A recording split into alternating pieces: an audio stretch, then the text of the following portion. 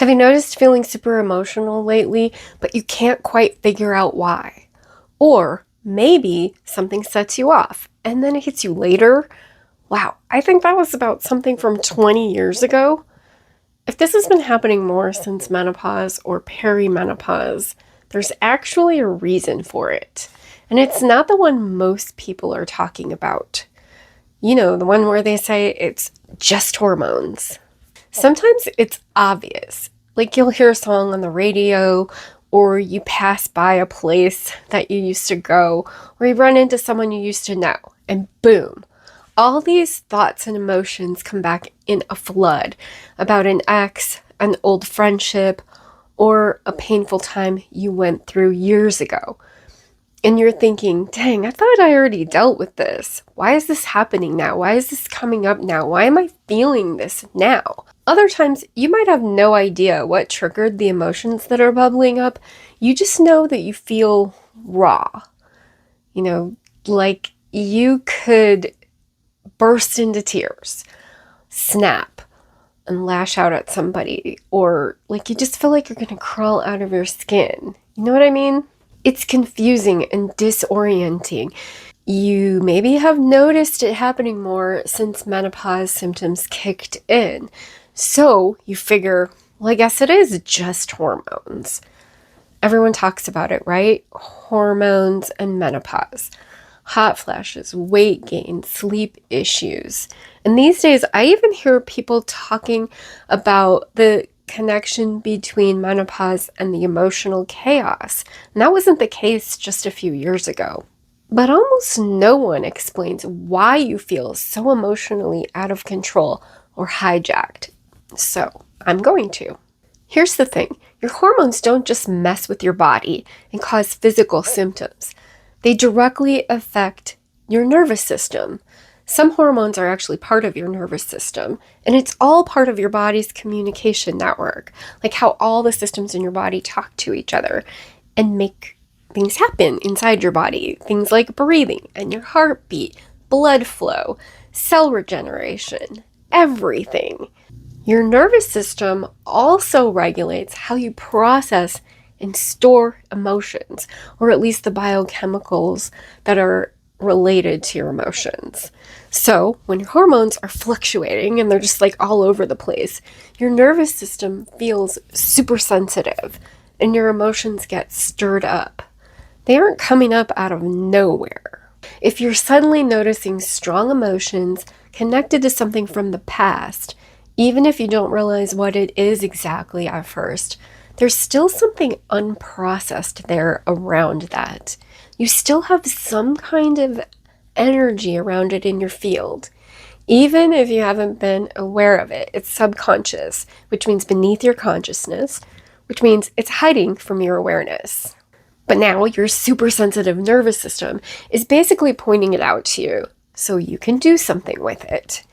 If you're thinking, yeah, but I already dealt with that, here's the deal. If it was fully dealt with in the past, it actually wouldn't be coming up now. And that's okay. It's actually very normal. It just happened to me the other day. A song came on and I thought of something from well over a decade ago. Remember, we're complex beings and there are usually layers and layers and layers to how we're affected by all the different experiences of our lives. So, this isn't you regressing or losing it. I know that is exactly what I thought when I was in perimenopause. I thought I was losing it. It's just your nervous system giving you information. And once you understand that's what's happening, it starts to make more sense and you don't have to keep feeling so hijacked by it. You actually have so much more control than you realize. Here's what I've noticed. There are 3 layers of emotional processing, and most people get stuck in one of the first 2. And that's why this stuff keeps bubbling back up. So layer 1, stuffing it down. This is actually our first instinct, right? Push it away. Keep busy. Keep it together. We're so conditioned that we have to be okay all the time, that we're not allowed to feel, that we need to just be productive and keep moving. But that's not true. And when your hormones and your nervous system are so volatile, like during menopause, this backfires hard. All those stuffed down emotions start surfacing. Sometimes you know what they're tied to, sometimes you don't. Some of us make it past this stuffing down and we start to realize, hey, maybe that's not such a great idea. And we get to layer 2, which is awareness and releasing. So most of the advice that you hear about processing emotions actually lands in this layer. People say, let it go, release it, don't hold on to it. And sure, that sounds great, but rarely do they tell you how to actually let it go or release it. And even when they do, this is the biggest problem. Even when they do show you how you can release it, that's only part of the story. It's kind of like toxic positivity, and I'll explain what I mean by that when I talk about layer 3. But releasing alone keeps emotions only partially processed. And emotions around the same situation will keep coming up again and again and again. That's what I'm talking about when I say the layers. You thought you already dealt with it, but there's another layer. And that third layer is the one that almost nobody talks about: integration. It's the one that goes against the grain. It almost feels like it goes against our own human nature. We want to just avoid it, forget about it, stuff it down, or get rid of it, release it, let it go. You've been conditioned to believe that some emotions are bad or negative, like sadness or anger or shame and guilt, which we go around feeling a whole lot of anyway. This layer of integration means actually accepting those emotions that have been labeled as bad or negative. It means accepting all the emotions, the good, the bad, the negative, and really stop labeling them like that. It's not about just acknowledging that those emotions and thoughts and feelings exist and that you have them. It's about truly integrating them and accepting them as a natural part of who you are, without judgment, okay? For example, if something sad happens, it's okay to feel sad. That's normal. It would be kind of weird if you didn't, someone you love dies or something. If you don't feel sad, that would be odd, right? So it's normal to feel sad about sad things. If you feel angry, that's okay too. It's how you express that anger that really matters and that can affect your life. But feeling anger doesn't mean that you're bad. It doesn't mean something's wrong with you. It doesn't really mean anything. It just means you feel angry and you can acknowledge your true feelings. Again, without judgment. That's the key here. Now, there's a lot more to this integration phase, but the ability to integrate who you really are, what you really feel, and the thoughts you actually have, this is where this real lasting emotional stability comes from. It's healthy. Even in the chaos of menopause, you can do this. Now, this isn't a 5-minute process, but I can get you started in the right direction. You've probably spent decades bouncing between layer 1 and maybe an incomplete layer 2, from stuffing down to releasing a bit here and there. And now with menopause kicking in or in full swing, your nervous system is more sensitive, and it's exposing all that stuff that you haven't fully processed over your whole entire life. So that's why the same wounds keep coming up, the same baggage keeps coming up, and that's why you feel so raw sometimes. But that's okay. This whole transition, it lets you see it, even if you don't know what it's about, so that you can do something about it. It's bringing it to your attention.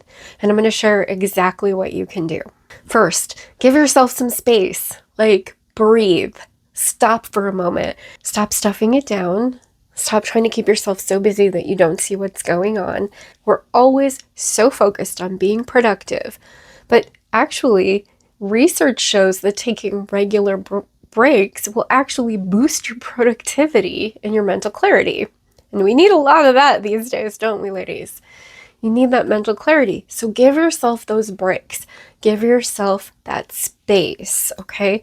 I take 30 minutes at least every morning, almost every morning. It's supposed to be non-negotiable, but, life happens and I'm not perfect. No one is. So Give yourself some time, even if it's only 3 minutes in the morning, 5 minutes in the morning. Give yourself a little bit of space, a little bit of breathing room that maybe you don't give yourself normally. If you're just like constantly go, go, go, find little spots where you can give yourself a few minutes here, a few minutes there, and then start to expand that. Because processing emotions also requires pausing. You can't be aware while you're in constant motion, while you're constantly go, go, go. You can't be aware of anything else. You're too busy. And you definitely can't start to integrate the things that you were taught to be ashamed of with that integration layer. So here's the deal, ladies. Space is not a luxury right now. It's necessary. It's a requirement. Give yourself some space, and then next, use that space and leverage your heightened awareness. Your nervous system is super sensitive right now, but let's turn that into something that you can use. But you have to do it consciously. Pay attention in a methodical way to what's actually happening underneath the surface for you. And I have a free guided audio that can help walk you through this, and I'll tell you how to get it. But first, the final step is to move through all the layers of emotional processing that we talked about. You want to go from stuffing down to releasing to integration without that shame, guilt, or judgment. So let's focus on the first shift using steps 1 and 2. Create that space that we're talking about. Give yourself those moments to breathe and then leverage awareness. Anytime you feel emotions bubbling up, instead of the usual stuffing down, being more busy, ignoring it, take a breath. Then focus on the awareness so you can identify what's surfacing, even if it's not obvious at first. Drop into your body. Drop your attention and your awareness into your body. You might not be able to do it right away. It's okay. There's techniques that can help you. See how close you can get, all right? Don't give up too easily. Take a breath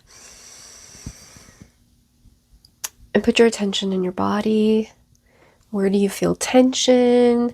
Where do you feel tightness? Where do you feel anything that's off? And maybe you feel everything off. That's okay. Just pick a spot and think of what comes to you. Maybe a moment comes to you. Maybe an emotion is coming to you. Anything that comes to you. And you kind of just go with that, right? This is a totally simplified version, but it's something to get you started for right now. There are tools and techniques and different practices that we can use to actually help you develop this muscle. It's basically a muscle because, once you're doing it for a long time, I've been doing this for a couple of decades, and I can take a breath and I can drop into my body when it's nice and quiet and still, and usually I'll pick up on something pretty quickly. But if you've never done this before, it might take longer for you, and that's okay. I actually have tools that can help you escalate that process, but we don't need to go into that right now. It's helpful if you can identify the situation between the emotion and evaluate that. And if you can't, that's okay too. Just reflect on the emotion. Maybe journal on it if you're moved to. Sometimes something will come out there too. Now, sometimes just being aware of the emotion itself is helpful. It's not the full picture. It's not fully processed yet, but it's a starting point to show you what's possible, to help you focus your next steps of releasing and then integration. When you start doing all 3 layers of this processing, here's what that can look like over time. Old emotions might still come up occasionally. I just said something came up for me just the other day, but they're not going to hijack you in the same way. Or maybe they will for a moment, and you'll be able to catch it faster because you have more tools. You have developed these muscles. You'll recognize these emotions as information, though, instead of feeling chaos and out of control. So you'll start to feel more neutral about it. Your emotional baseline starts to stabilize because you're actually completing processing cycles now. Emotion comes up. If you're doing all 3 layers, which might have been stuffing it down, and shifting from that into releasing it, and then moving into integration. When you start doing all 3 layers, you're actually completing cycles, and your emotional baseline really starts to stabilize. So this can lead to you feeling more emotionally resilient than you felt in a really long time, maybe even better than before menopause started, because now you're not just managing symptoms, you're actually resolving old patterns that have basically been there for years and that were underneath your symptoms, right? Okay, so that's the emotional piece. But what about all the physical stuff? The hot flashes, the sleep issues, the weight, all of it. Well, here's the thing that I found. You might be surprised how much of the physical volatility can be connected to unprocessed emotions. Remember, your nervous system and your body, it's all one integrated system. Your nervous system doesn't really separate emotional from physical, and emotions have biochemicals that are in the body that are associated with them. And that's why you get physical reactions from the emotions that you're feeling, because of those related biochemicals. When I started working with my nervous system and processing emotions to resolve the anxiousness that I felt in perimenopause, I noticed the physical stuff shifted too. Now, let me be clear here. I am not saying that emotions cause all of your physical symptoms or that processing feelings will fix everything. What I am saying is that I found the emotional and the physical to be way more intertwined than most people realize. So when you address both together, things start to change. Now, if this is making sense to you and you'd like to understand how all these pieces fit together, I invite you to grab my free 90-day holistic menopause roadmap. I'm going to include the link in the description, and I'm going to include the link for the guided audio visualization that I mentioned earlier. For now, let me know what part of this video connected most with what you're going through right now. Then hit subscribe and the notification bell to hear more from me on that.